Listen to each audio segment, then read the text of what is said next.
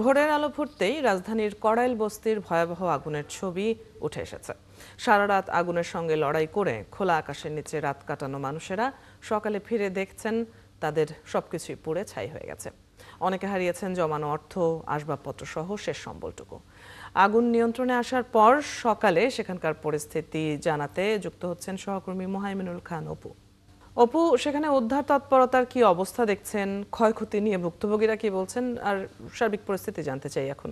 ঘটনায় যে করাইল বস্তির 1500 পরিবারের যে স্বপ্ন পুড়ে ছাই হয়ে গিয়েছে, তারা সূর্য উদয়ের সাথে সাথে কিন্তু তাদের এই বসত ভিটায় এসেছেন এবং তাদের যে সমস্ত মালামাল ছিল যেগুলো পুড়ে গিয়েছে সেগুলো কিন্তু তারা এখন উদ্ধার করছেন। আসলে পুড়ে যাওয়া জিনিসপত্রগুলোই কিন্তু তারা এখন নিয়ে তারা ভাঙাড়ির কাছে বিক্রি করে দিচ্ছেন। এখানে আমি যেখানটিতে রয়েছে এখানে কিন্তু এই সকল বাসিন্দা যারা রয়েছেন তাদের ছোট ছোট ঘরগুলো থেকে যে সকল মালামাল তারা উদ্ধার করতে পেরেছেন, অর্থাৎ এর বেশিরভাগই হচ্ছে রড, টিন, অন্যান্য জিনিসপত্র যেগুলো পুড়ে গিয়েছে এবং যেগুলো ভাঙাড়ির কাছে বিক্রিযোগ্য সেগুলো কিন্তু তারা এখন বিক্রি করে কিছুটা হলেও তারা অর্থ নিচ্ছেন। এবং এই মুহূর্তে কিন্তু এই করাইল বস্তিতে কয়েকটি রাজনৈতিক দল তারা কিন্তু বিভিন্ন সহায়তার হাত বাড়িয়ে দিয়েছেন এবং আমদালিক রহমান পার্থ আমরা দেখতে পেয়েছি তার যে দলের কর্মী রয়েছেন তারা কিন্তু এখানে খাবার বিতরণ করছেন। 2500 মানুষের জন্য খাবার বিতরণ এবং মেডিকেল টিমের ব্যবস্থা করেছেন বাংলাদেশ জামায়াতে ইসলাম এবং ইসলামী আন্দোলন বাংলাদেশের কর্মী যারা রয়েছেন তারাও কিন্তু বিভিন্ন সহযোগিতার হাত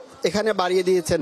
তবে যেহেতু 1500-র বেশি ঘর পুড়েছে এবং কয়েক হাজার বাসিন্দা কিন্তু এই মুহূর্তে তাদের মাথার উপরে ছাদ নেই এবং তারা কিন্তু খোলা আকাশের নিচে গতকাল রাত থেকেই ছিলেন। এখন কিন্তু তারা তাদের মালামালগুলো তারা যেগুলো পুড়ে গিয়েছে সেগুলো সরিয়ে নেওয়ার চেষ্টা করছেন এবং বিক্রি করছেন। তবে তাদের সাথে আমরা কথা বলেছি, তারা যেটি বলছেন যে আসলে তাদের আর পরবর্তী দিনগুলো তারা কিভাবে কাটবেন, কোথায় রাত কাটাবেন, তাদের সে মাথা খোঁজার ঠাঁই কিন্তু নেই। তারা সরকারের কাছে দ্রুত তাদের ঘরগুলো তুলে দিয়ে এবং তাদের থাকার ব্যবস্থা করার দাবি করছেন এবং এখানে অধিকাংশই কিন্তু 15 বছর, 20 বছর এবং সর্বনিম্ন 5 থেকে 2 বছরের বাসিন্দা আমরা দেখতে পেয়েছি যারা এই করাইল বস্তিতে বসবাস করছেন। জানেন যে গতকাল বিকাল 5টার পরে কিন্তু এখানে আগুনের ঘটনা ঘটে। তারপর ফায়ার সার্ভিসের কর্মীরা দীর্ঘ 5 ঘন্টা চেষ্টার পরে সেই আগুন নিয়ন্ত্রণে আনে রাত 10টা 35 মিনিটে। তারপর থেকেই কিন্তু এই করাইল বস্তির কয়েক হাজার মানুষ তারা কিন্তু আশেপাশে এবং বিভিন্ন শিক্ষা প্রতিষ্ঠানে তারা আশ্রয় নিল। এখন কিন্তু তারা এই খোলা আকাশের নিচে রয়েছেন এবং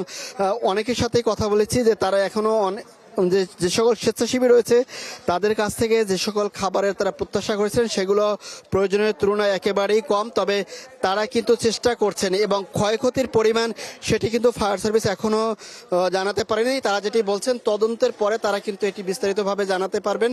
তবে এই 1500 ঘরের কয়েক হাজার বাসিন্দা তাদের এখন একটাই দাবি, অন্ততপক্ষে সরকার থেকে আশ্বাস না দিয়ে তাদের ঘরগুলো তুলে দেওয়া এবং তারা যেন আবারও এখানে বসবাস করতে পারে সেই ব্যবস্থার কিন্তু তারা দাবি তুলছেন। তো রাজধানীর করাইল বস্তির আগুনের পরের দিনের খবর ছিল এই সবশেষ। অপু, ধন্যবাদ। আপনার কাছ থেকে আমরা জেনে নিচ্ছিলাম এখনকার পরিস্থিতি। দর্শক, করাইল বস্তি থেকে সহকর্মী মোহাইমিনুল খান অপু যুক্ত ছিলেন এতক্ষণ।